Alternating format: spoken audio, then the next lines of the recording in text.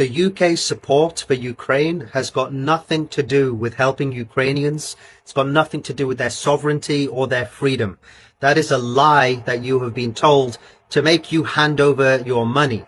A lot of people find this hard to understand, so let me just explain. The UK has provided around £7.8 billion to Ukraine since 2022 and has pledged an additional £3 billion every year until 2030. That's around 22 billion this decade. Where does that money actually go? It doesn't go to Ukrainians. It goes to British arms manufacturing companies like BAE Systems that are actually owned by some of the world's biggest private wealth management companies like BlackRock. And there's a lot of other private military contractors that are also owned by the world's wealthiest people. So the money is actually coming from public hands, the money that you pay for taxes, and goes to arms manufacturers that are actually owned by the world's wealthiest people. Ukraine gets weapons to kill Russians, and Russians kill Ukrainians, and the whole country gets utterly. There have been millions of people displaced. There have been hundreds of thousands dead or injured, and the economy is totally ruined, and cities have been destroyed, and it's going to take decades for Ukraine to recover. So what you're actually buying with your money is the destruction of Ukraine. Once it's destroyed, the British then earn even more money by having lucrative deals, such as the one that was negotiated last month in January 2025, called the 100-year declaration between UK and Ukraine, that has a range of preferential agreements in mining, in military, and in the energy sectors. So after the country's been destroyed, then other companies come in and secure lucrative deals to basically harvest all of the resources of Ukraine. Ukraine gets destroyed, wealthy people make a lot of money, and it's paid for by the British taxpayer.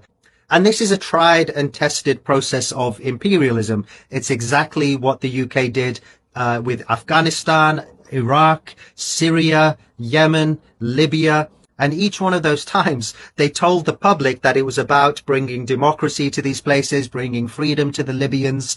It's not actually about that. It's what Julian Assange said several years ago. The point is not to win war. The point is to have perpetual war so that money can be washed from the poor and be given to the rich on the back of death and destruction of other countries. That is colonialism. That's how it works. What me off is that every single time you get the same types of people falling for this shit.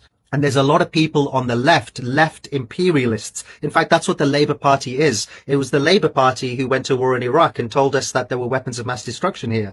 These lefty imperialists that have somehow deluded themselves or are so pretentious to think that this is actually about their values being implemented in other parts of the world. It's not about bringing those values unless the values that you're talking about are destruction, colonialism, and genocide, which is actually British values. Why is it that such people refuse to see the truth about war ultimately being a huge profit-making industry? Are you just utterly stupid, or are you just so up your own so convinced of your own moral superiority that you genuinely believe that your values of democracy and human rights are what this is about, that you fail to believe that your own government is lying and deceiving you? Or is it just because you are actually the beneficiaries of this imperialist system, so you choose to ignore it, you choose to pretend that it's not happening, you are willfully blind to this reality because you are benefiting from it in some way? But I think a lot more people are now seeing straight through this shit. It's colonialism. The only novel thing about Ukraine is that it's actually Europeans colonizing Europeans. Although Irish people, if you speak with them, will give you a whole history about that. So stop believing the you're hearing in the media. Understand that this is about taking money out of public hands, money that is being paid for with your taxes, giving it to arms manufacturers, and then in turn to the shareholders of those companies. And in exchange, countries get destroyed.